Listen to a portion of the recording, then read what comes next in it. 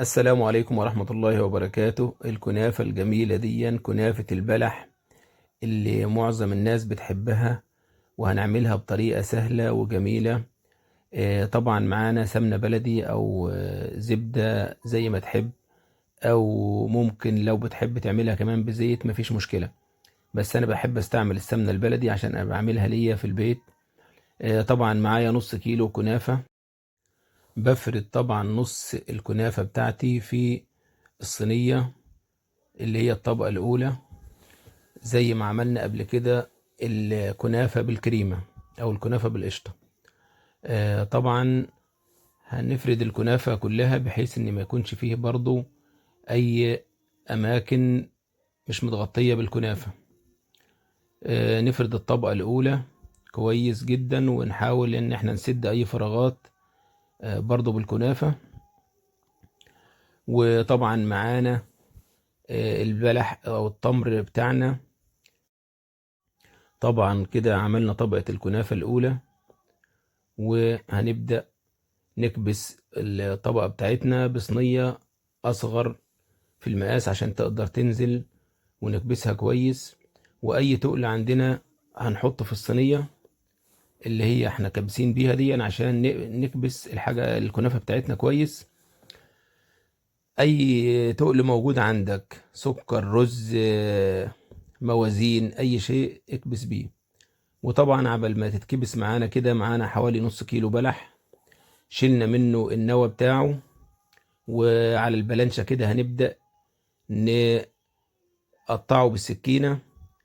يعني هنقطعه، احنا مش هنفرمه كده، مش هنخليها عجوة، لكن هنقطعه كده ايه فرم خفيف كده، بحيث انه يبقى ايه واحنا بناكله كده يبقى باين معانا كويس ان هو بلح وحاجة كده بيقرمش معانا وزي الفل. وهنبدأ نفرد بقى البلح بتاعنا او التمر بالتساوي، وهنخليه كده يبقى ايه زي القرص فوق الكنافة.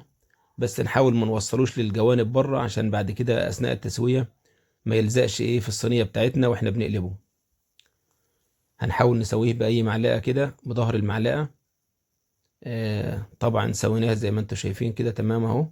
وهنبدأ نحط الطبقة التانية من الكنافة.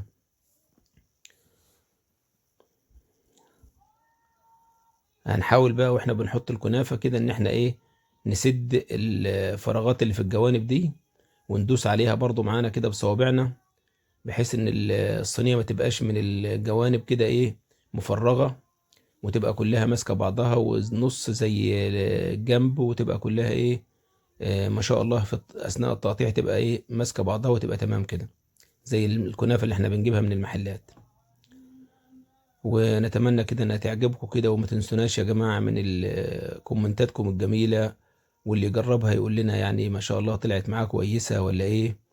وتدونا كده التعليقات بتاعكم الجميلة، وتخلوا أصدقائكم يشوفوا فكرة الكنافة دي ويعملوها، وإن شاء الله تظبط معاكم وتبقى زي الفل.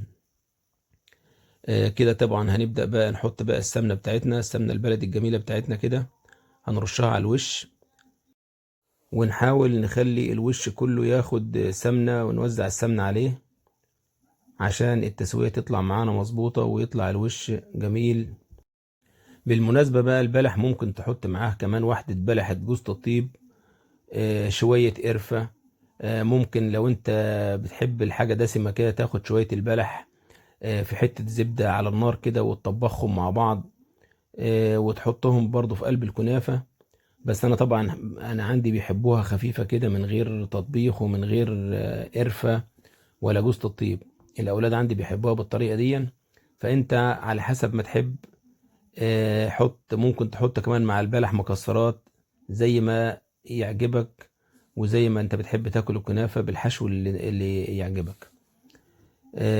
بس ان شاء الله دي يعني هتعجبكم وتبقى زي الفل. هندخلها بقى طبعا على حرارة متوسطة في الفرن في الرف الوسطاني. وطبعا استوت معانا، وحطينا لها الشربات بتاعنا التقيل الجميل. والكنافة طبعا بتكون سخنة، والشربات بيكون بارد. وطبعا مقادير الشربات احنا عملناها قبل كده مع بعض، اللي هم كوبايتين سكر مع كوباية مية مع نص عصير ليمونة، وممكن تحط القشر بتاعها برضو معاها تغلي لمدة 10 دقايق. وممكن تستبدل الليمونة بربع معلقة ملح ليمون بعد ما الشربات ينزل من على، يعني قبل ما تنزله من على النار تحط ربع معلقة ملح ليمون. طبعا هنقطع بقى الكنافة بتاعتنا الجميلة كده بعد ما حطينا لها الشربات، وهنوريكم بقى شكل البلح الجميل بتاعنا كده من جوه، وان شاء الله هيعجبكم ويبقى زي الفل، وهتدعوا لنا بعد ما تاكلوه بألف هنا وشفا. هنبدأ نقطعها مثلثات، وهنوريكم مثلث منها كده والبلح جواها. طبعا احنا هنقطعها مثلثات زي ما انتم شايفين. انت ممكن تقطعها مربعة، تقطعها زي ما تحب.